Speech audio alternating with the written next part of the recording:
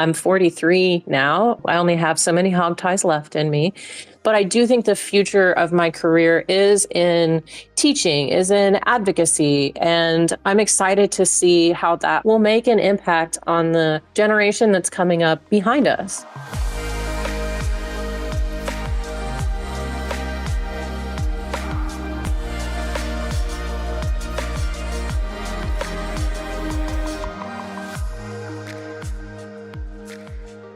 Welcome back to On the Horizon. This is Melrose Michaels. I am your host, and I'm here to share what's worked for me in building my adult creator business to try to make building yours just a little bit easier. Let's get into today's episode. Today, we are sitting down with Liz River, a true powerhouse in the adult industry. So for over 20 years, Liz River has been a full-time fetish model, producer, and educator. Liz specializes in niche content, and Cosmopolitan magazine called her the Queen of Crying. As a sex worker with a chronic illness, Liz uses her platform to advocate for other creators with similar challenges, as well as to share her story and knowledge to help others succeed. In the past year, she's taught seminars on creator success at the Grand Fetish Affair, DomCon, Exotica, and FetishCon. Liz has most recently been nominated for Community Leader in the Femdom Awards, and Liz currently acts as a creator liaison for loyal fans and vendor coordinator during FetishCon. Liz, thank you so much for hanging out with us today. Thank you so much for having me. I'm very excited to be here. Oh, well, I'm stoked to have you here. I think you can provide a lot of value, and I know that people are tuning in to hear from you specifically. You have a very unique lens from your time in the industry. Thank you so much. It's so nice to hear that. That's true. So everyone loves kind of an underdog story or a comeback story or like a story of resilience. And I think you especially have a story like this. So I wanted to just maybe kick off with you sharing how your early experiences kind of shaped your approach to career and your work ethics today. Sure. I think I've kind of always thought of myself as sort of the underdog, right?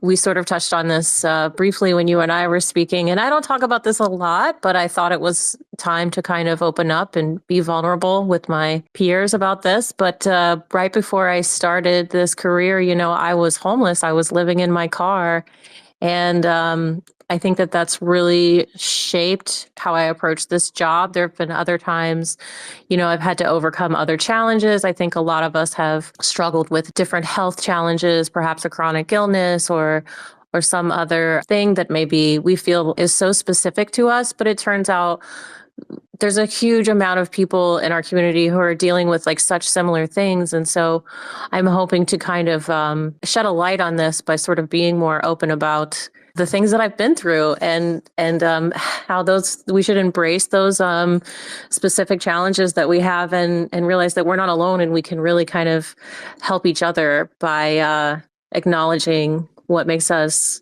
who we are. Absolutely. This is really relatable, I think, to a lot of creators listening in because so much of our community, like the sex work community, is struggling with these kinds of challenges, especially chronic illness, because it is something that makes it very difficult to maintain, a normal 9-to-5 job or to meet that kind of energy intensity or the I guess structure of a 9-to-5. So I'm curious, with you having to manage a career with chronic illness and that just generally being no small feat, if you could talk about how you've adapted your work practices to kind of accommodate those health needs. Yeah, and that's such a great question. I think the first thing, really, I probably didn't do it in this order, but I wish I had. I would say the first thing is probably really mental. So the first thing we've got to do is really just admit where we truly are to ourselves and what our actual ability to take on, what our capability is, like where we are on the spectrum, of energy and that kind of thing. You've got to be honest with yourself about what you can really do, and also not compare yourself to others, because I think especially in these days where it can look like if you're looking at someone else's newsfeed or someone else's store where they're putting up their content, it looks like they are just constantly churning out, 24-hour cycles of brand new content. And it can be exhausting if we compare ourselves to that. And so we've got to kind of get off of that hamster wheel and realized that we have no idea what the reality is for anybody else. We don't know if they have a team of people helping them. They could be repurposing content. We don't really know what the situation is. The other thing I'll do to manage my chronic illness and maintain this career is to realize that scheduling time off is part of the schedule. Yeah. And I actually put that in first. So I in a dream world, I want 2 days off in a row. And that goes in my schedule first. And I work backwards from that because time, and by time off, I just mean time not working. And you get to do whatever you want with that time, right? If you want to rot in bed, more power to you. I love that. I love a good bed rot. If it's hiking or spending time with your friends or just, doing puzzles or whatever other kind of hobbies, it's got to be something not work related. And I put that as part of the schedule and I put that in first. And I think we all struggle with that. I think everybody struggles with that in this community. Time off is part of the schedule. And so that was a huge change for me. Also, sleeping. That sounds really kind of silly, but I have to have a regular sleep schedule. And that really helps me personally manage my health needs. I know sleep is a struggle for a lot of people. It can be easier said than done. And I totally understand that. Maybe one more thing, just in practice, is just that you are the priority, or I am the priority. The person who is, if you are your brand, you have to make your health the priority because it doesn't exist without you. Absolutely. That's such an important factor because we are the center of our brand, and what we're able to do capacity wise dictates the output of our business as a whole.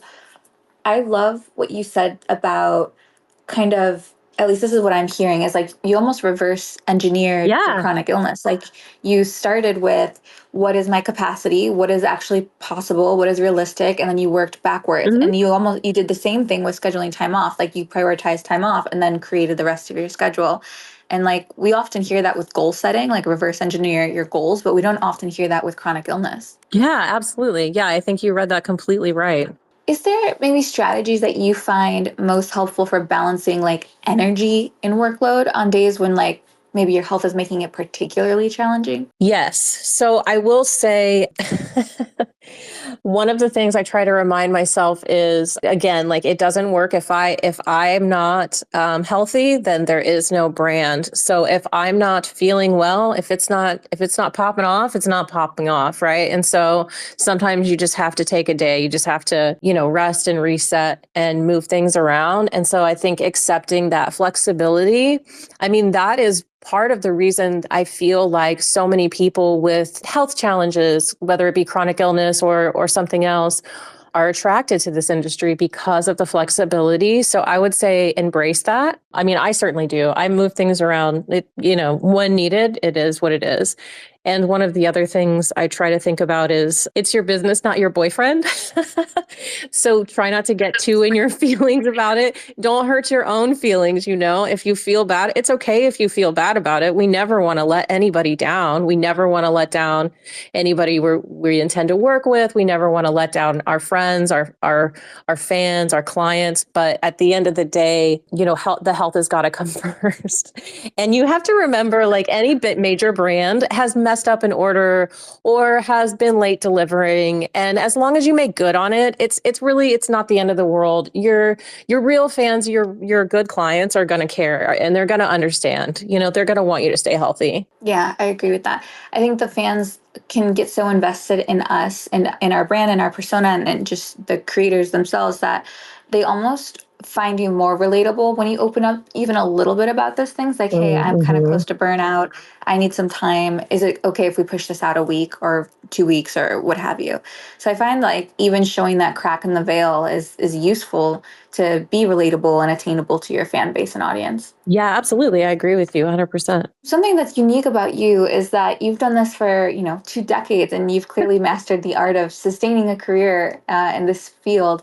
Is there advice that you would give to new creators setting up their careers for long-term success? My number one tip would probably be, well, first defining success for yourself. That's going to look different, I feel like, for different people, and that's something that we don't want to take for granted, because even between you and I, we may have different ideas of what success means. So I would say, number one, define what success looks like for you, so you know what you're headed toward, what your goal is. The second thing I would say would be intuitive vetting. So basically, if it feels inside like a no to you, go ahead and say no. I think some of us were raised to kind of say yes and be nice and try to, take every opportunity and that kind of thing. But I'm a big fan of, like, no is a complete sentence and just be true to yourself. Think about what is really your passion. What do you really want to do? Explore your curiosity, and really, just, if you have to disappoint somebody, don't let it be yourself. Gosh, you are full of just exquisite quotes Thank you. left and right. Your business, not your boyfriend, disappoint somebody, not yourself. I love that. So the other part that stands out for me, because we're talking about, advice to newer creators, is there pitfalls that you would suggest creators maybe specifically avoid that would make it harder for them to maintain success over time? Sure. I think, traditionally a common pitfall is for a creator with any length of time is burnout. And so being realistic about how long things take, I like to say, I actually learned this from sewing, but essentially every task you set out to do is going to take 2.5 times longer than you estimate. So one of the ways that I've managed and I think this leads to burnout because everything takes forever, basically. And so one of the ways we can manage this is by being realistic about the amount of time it takes. So for myself, everything takes an hour. And so I set that up, and I know if I'm realistic about the amount of time it takes, then I can set myself up to be less likely to experience burnout. I would say the other thing that I feel like is a little newer is sort of like this OnlyFans millionaire fallacy, kind of. I would say be wary of that. Certainly it happens, but it feels it's a little bit like winning the lottery. And so to kind of be aware of this and kind of just know that, like, slow and steady is most likely going to be your most realistic path to, financial stability. And again, just, really doing what you want to do. Just because you don't see anybody else doing, the type of thing you do, or maybe you see a ton of people doing it, nobody's going to do it like you do it. And if you like it, somebody else is going to come and say, that's exactly how I want it to be. Like, that's exactly what I want. So you've just got to really, like, be your biggest fan. Yeah. So you're almost alluding to something that we've spoken a little bit about on past Twitter Spaces with other guests, and this is kind of like your unique brand or your Hmm. unique niche. So I'm wondering, is there advice that you'd offer someone starting out, especially those who might be juggling health issues, for finding their specific niche and standing out? Yeah, that's such a great question. And it's almost, you almost have to go back and look and think, mentally, how did I do that? But I think it's actually all about exploration of things that you are interested in specifically. While it's certainly totally acceptable to take something on because it's been a custom request or something like that, I think anything that you're really interested in, I didn't super get into the crying videos until really the last couple of years, and now it's my best selling video, and it's gotten me a lot of attention in mainstream media. So I would say always be willing to adapt, always be learning. Yeah. Absolutely. The thing with niches that I think is so interesting is like, one, I totally agree that you have to really gravitate towards things you like and enjoy, because I think it shows just through the content. Like when you really enjoy what you're making, there's just another level or layer to it that is palpable for the viewer. Hmm. But then there's also the fact that, like, at least in my experience, building anything substantial takes a lot of time. Like you've been in, 2 decades, I've been in over a decade as well. And I find that with my brands and my niches and everything, like the market has helped me decide to some extent, like the things that pop off or really perform well are a good indicator of what people would love to see more of from you. But also you likely have made it because you were drawn to it in some capacity. And then knowing that big things take big time to build, it also for me has to be really sustainable. Like, and I think that's why liking the thing you're doing or the thing you're creating is so important, because if it's not sustainable, that's going to contribute to those burnout aspects and those other pitfalls that we kind of mentioned before. True. That's true. I'm wondering when it comes to branding, because I mean, you're branded so well. Is there like a balance that you try to work towards with showing vulnerability with your chronic illness, or maybe not showing that so much, or how you like maintain professionalism within your brand? Is there any formula there that you have, or anything that you're guided to, or a goal with the balancing of that? Ooh, this is such a good question. I have to be honest and say I really just go by vibe. When it comes to fans and clients, I sort of keep it on a need to know basis. If my health is impacting my ability to do something for my fans or clients, I will make it known. I feel like I am otherwise more vulnerable to towards creators, because I feel like being a creator in itself can feel so isolating. And I think that this could really be an important thing to sort of let other creators know that it's super common, and it's not this weird thing that they're struggling with alone. But luckily my fans and clients have been super cool. Most of them do know to some extent that I've got some health issues. That I had like emergency surgery, I think a year and a half ago. And luckily it all turned out fine, but everybody's, I still feel like I'm catching up. And every once in a while you get somebody who's, they're kind of sick of hearing about it, and that's okay. And I understand that too. And not everybody's going to be your cup of tea, and that's okay. If you're enjoying this podcast episode so far, please take one moment to share it with another one of your adult content creator friends, because you know what the rule is here. We do not gatekeep, and we want to make as many adult creators' businesses as easy as possible. And you sharing this episode with them might do exactly that. Thanks so much in advance. Yeah, there's no actual way to keep everybody happy. Like that just that is what it Yes. is. um, Yes. for others in our community who might be struggling with chronic illness or disabilities, is there any advice that you have specific to maintaining boundaries and expectations with fans? Yes. So I would say when it comes to managing boundaries, I'll go ahead and say some boundaries can be fluid. But I think, again, this starts with knowing your own boundaries, like in your heart of hearts. Where do you really want to draw the line? I think I don't know. I can't really speak for what it's like to be totally healthy. So I would say for myself, I don't speak for the, chronic illness community, but there's this inherent thing that makes you want to say yes more, because you feel like it's going to kind of tip people off if you say no to stuff. Know your actual boundaries, and if you want to say no, say no. Set that realistic expectation with yourself, with your fans, with your clients. I had a shoulder injury, and when I went to the doctor, I found out that there's arthritis in it. And so I can't really come back from that. So I can't do any more hog ties, for instance, and it just is what it is. And your real fans are going to be fine with that. And they're going to understand that, your health is the priority. And some people are not going to vibe with that. And you might lose some. But as a friend recently said to me, a new fan turns 18 every day. I love that. Yeah, this is like the common rebuttal whenever people are like, "Well, what are you going to do?" Within the industry, I'm like, people turn 18 every day. There's no shortage of fans out there. It's so funny. For you earlier, you mentioned like you really gear these conversations around chronic illness more towards other creators versus even being super vulnerable with fans, unless it's deemed necessary or relevant.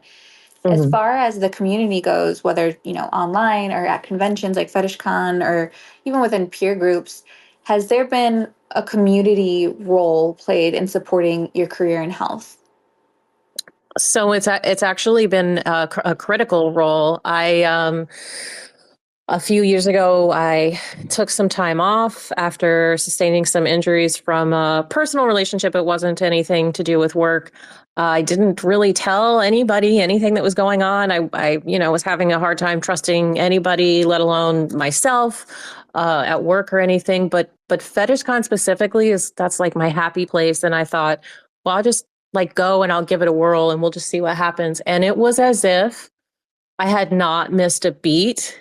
everybody just welcomed me with open arms. Like, all my old pals were there, but especially the new people. I feel like this younger generation that's coming in, at least in my experience, super willing to talk to you, very generous with their knowledge and their time, which I just find is so refreshing. I've definitely, like, times are changing in that way. And I really think it just reminded me that there's room for everybody in this community. There really is, depending on, your desire to meet. Maybe it's not a public event like FetishCon or DomCon or Exotica, but maybe it's inside. I know you hold a workspace, which is a great way for us to feel less isolated. A lot of people only work with themselves, which is a wonderful path to take, but it can feel really lonely. And so to realize that there really is a place for everybody, but it does take some time, and you've got to be willing to sort of try a couple different things that might not work. But this community is big. There's really room for everybody. I swear. Absolutely.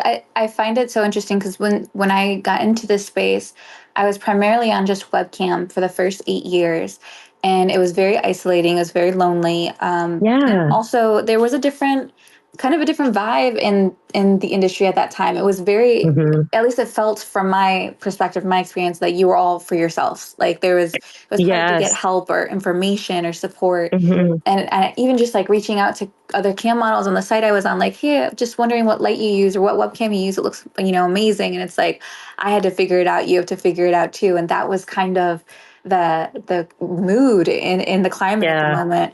So to see it come full circle and change so much is really, really positive and really optimistic.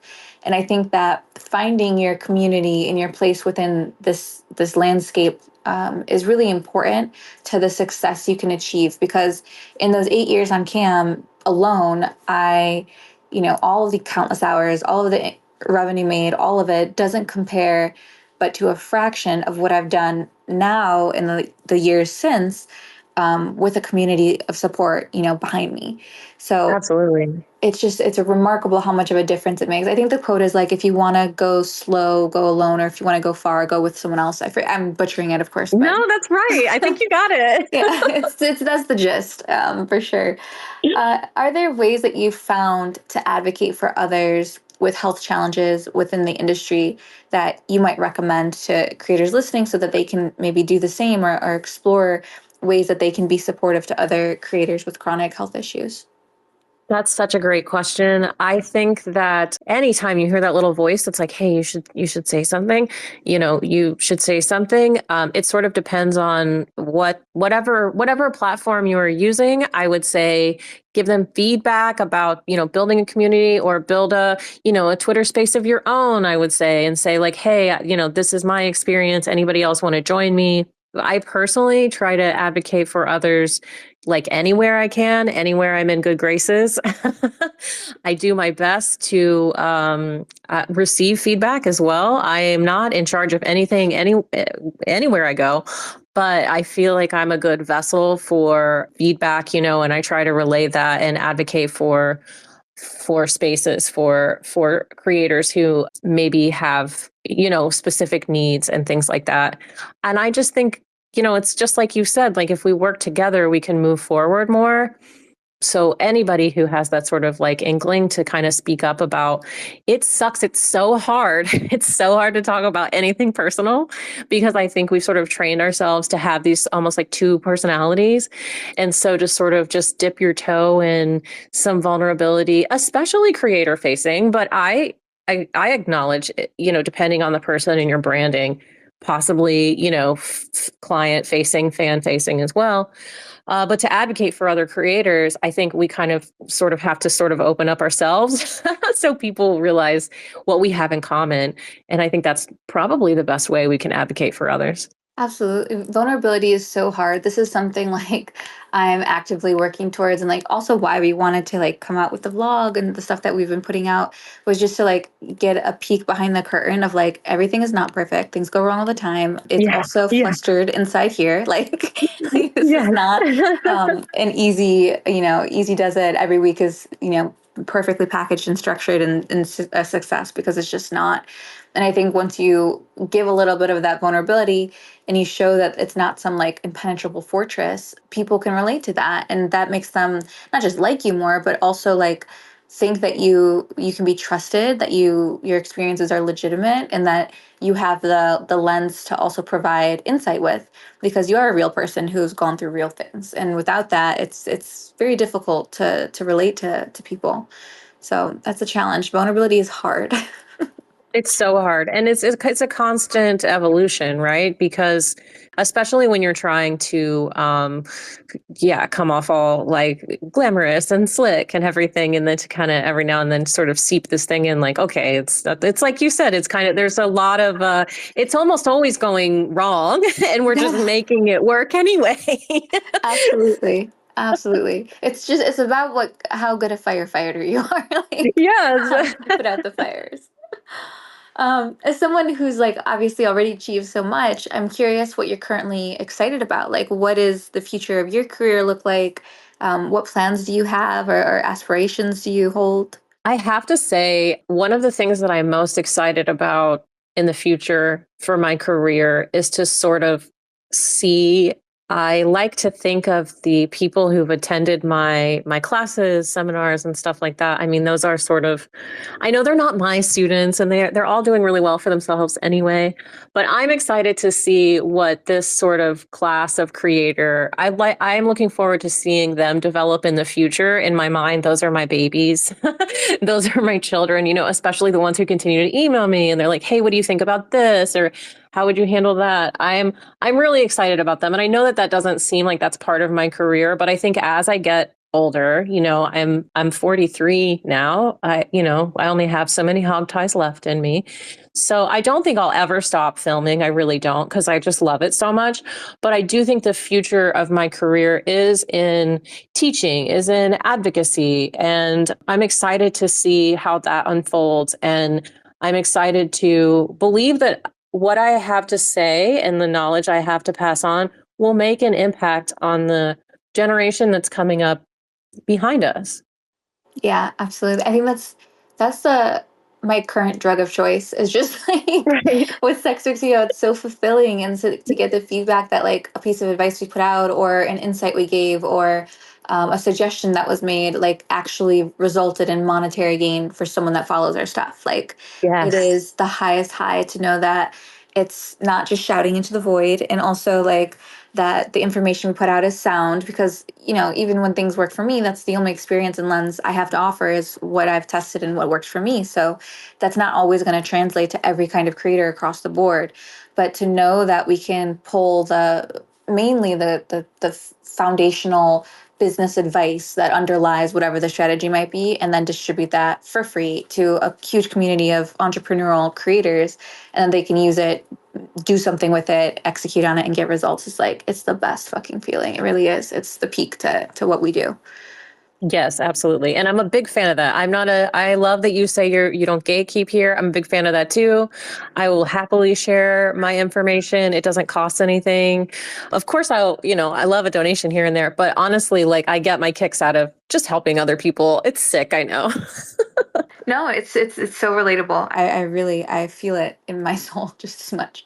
Um, I'm curious. So, are there any specific projects or upcoming plans that we should be, keeping tabs on, or looking forward to you sharing? Yeah, I am really looking forward to. I have a bunch of traveling coming up, which is sort of unusual in the way that I'll sort of almost be making appearances. I'll be in Exotica, DC, December 5th through the 8th. I think I'm also going to XBiz LA and AVN. So if anybody is out and about, please come say hello. I love taking pictures with people, and anybody can email me anytime. Also, like I'm happy to help out.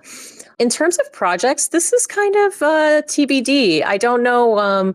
As far as filming and things like that go, I really hope to do more cosplay content in 2025. I love to sew. I love to make costumes. I really want to do more of that sort of super heroine thing. Oh, that'd be awesome. I love that. I love that. I'm I'm wondering, just because like we've mentioned, you've had such a long career, you found longevity even with chronic illness, and it's such a added challenge to the entrepreneurial feat that already exists with this line of work and with the work that we do. So if there was just one key piece of advice that you could kind of narrow it down to, especially for someone with chronic illness or health issues that's starting in this industry, what would that one core piece of advice be? Know yourself. Know yourself and take your time. Have faith in yourself. Reach out. Find a platform that works for you. I know there is this sort of you should be everywhere all the time, and I understand that, but find your favorite, experiment. And you're never alone. Everybody has, they've got you, they've got me. Like you can always reach out to people. Don't be afraid to reach out to someone who said, like, I'm here to help you. We're always here. Absolutely. Bryn, I know you want to come up. Sorry, come on up and, and be a speaker. Let me give you the mic. I just wanted to say I've been looking forward to this space ever since we scheduled it. As a chronically ill person and former sex worker, this has just been amazing. So many gems. So I just wanted to say I appreciate you, Liz, so much. Thank you so much, Bryn. That means everything to me. I can see you over there giving me like 100% and hearts. And so I really appreciate that. You guys know, as fellow people with chronic illnesses, it's so hard to even talk about. It feels like this big dirty secret. And so to know that I'm talking about it and you identify exactly, it's not this oddly specific, instance. We're kind of all in this together. It's just so nice it's so nice to hear that. I've been super looking forward to this. This was like the highlight of my month easily. So thank you so much for having me. Honestly, I would do it again in a heartbeat. Oh, I appreciate you. This is so lovely. Liz, can you plug all of your socials and everywhere that people can find you and in your education as well? Oh yeah, absolutely. I do have a little sort of slide of information that I will just give out if you ask me. It's lizriver20@gmail. You can email me to just ask for that. Lizriver20@hotmail. Also, it's just the same. I am also a creator liaison specifically for loyal fans. If you would like a one-on-one there, I do a walkthrough every Tuesday at 5 p.m. Eastern. You can follow me on Twitter or Instagram. It's at lizrivermodel. I'm also on Facebook, and it's just Liz River there. Wonderful. Thank you so much, Liz, for everything. I appreciate you. There's so much value in this episode. It's been my absolute pleasure. Well, thank you. Now, as we begin to wrap up this space, I would love to invite everybody who has been listening to also join us over on our YouTube channel. If you aren't subscribed already, we do put out courses, vlogs, and just so many other pieces of educational content over on youtube.com/SWCEO. In our latest course, we talk about limiting beliefs that hold adult creators back.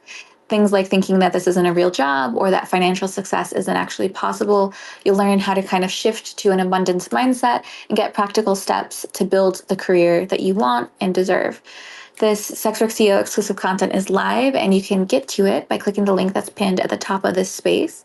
I do want to mention, shameless plug one more time, that we did launch GPTs. It is our NSFW adult chat GPT-like tool. So whether you need, solo NSFW content ideas for, say, OnlyFans, or maybe help captioning a PPV for a fetish clip, or crafting a viral tweet, I don't know, replying to a fan because you're just not feeling inspired, or even writing video scripts, the possibilities are absolutely endless, and it is free. You can even prioritize GPTs by giving it your personalization, and then it can help you write and speak in your style of writing, your tone. It really truly is an extension of you as a creator, and we wanted to put it out there so that this tool was available for creators by a creator, because it is the thing that I wish I had and actually absolutely needed. So if you want to check it out, it is gpts.ai. That's gptease.ai. And you can also follow us over at gptsai on socials. If you're not an active GPTs user, but you like pre-made scripts, you can get access to those over in our shop, sexworkceo.com/shop. And lastly, but most importantly, I want to emphasize that all of the information we put out here on SWCEO, we do so for free because we believe in this idea that the more financially successful creators are, the more resources we will have as a community to do things like lobby Congress, impact policy, organize, and more. So if you found value in the content you heard here today, I don't know how you wouldn't have, and you engage with our tweets and everything else we put out, please consider continuing to share all of this information so that we can make the journey easier for your own adult creator friends as well as yourself. Our only ask is that you share and retweet our stuff so that we can help as many people as humanly possible. So thank you in advance. This is going to bring us to the end of today's space. Huge thank you to everyone who listened in. Remember, all of these spaces get turned into written blog posts over on our website, SWCEO.com. So if you want to revisit anything we spoke about, you can tune in there in about a week or so. Thank you guys so much for joining me today. CEO Squad, I will see you all next week. It would be absolutely incredible if you rated this podcast 5 stars and left a little review. We want to get this podcast to as many adult creators as possible, and you taking a second to leave a couple stars and a review really helps us do that. Thanks so much.